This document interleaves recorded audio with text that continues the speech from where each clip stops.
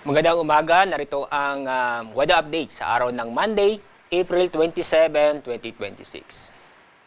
Inyong papansin, may mga maraming kaulapan o nagkumpulan ng mga kaulapan, karamihan dito sa east ng ating bansa. Yan ay dulot ng easterlies.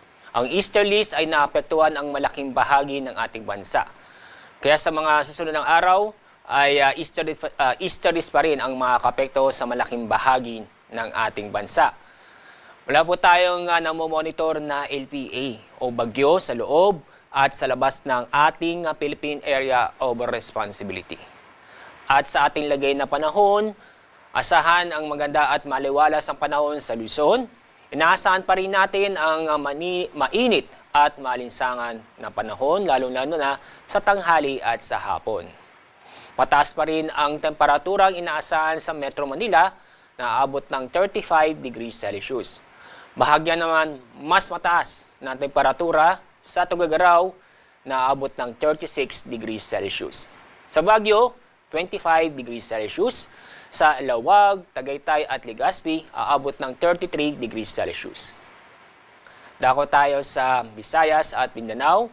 Bahagyang mabuwas-buwasan ang init na panahon sa Eastern Samar, ganun din sa Sorsogon, Dinagat Island, Southern Leyte at Surigao del Norte. Dahil sa inaasahan po natin ang maulap na kalitan at may kasamang kalat-kalat ng pagulan at thunderstorm.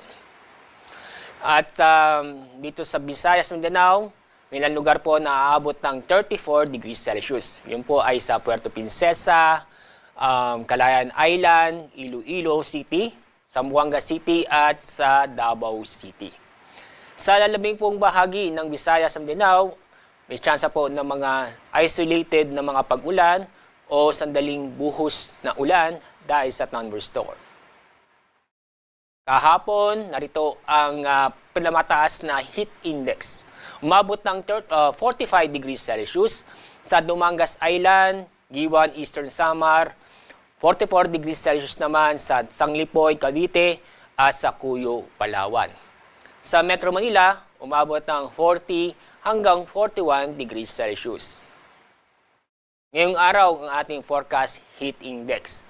Top 5 ay sa Dumangas, Iloilo, aabot ng 45 degrees Celsius. 44 degrees Celsius naman sa Sanglipoy, Cavite.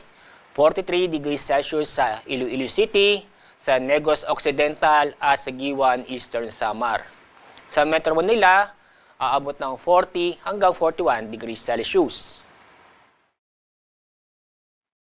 Wala tayong gale warning, ibig sabihin wala po tayong inaasang matataas ng alon. Ang lagay nating karagatan ay banayad hanggang sa katamtaman nito. Kaya safe o ligtas naman po malaot ng ating mga kababayan, pero huwag kalimutang mag-ingat dahil sa mga thunderstorm, lalo-lalo na sa hapon o sa gabi. Ang araw sa Siga sa ganap na 5:36 ng umaga, ang araw lilubog sa ganap na 6:12 ng hapon. Yan ang ating update mula sa Pag-asa. Ako po si Alzar D. Aurelio.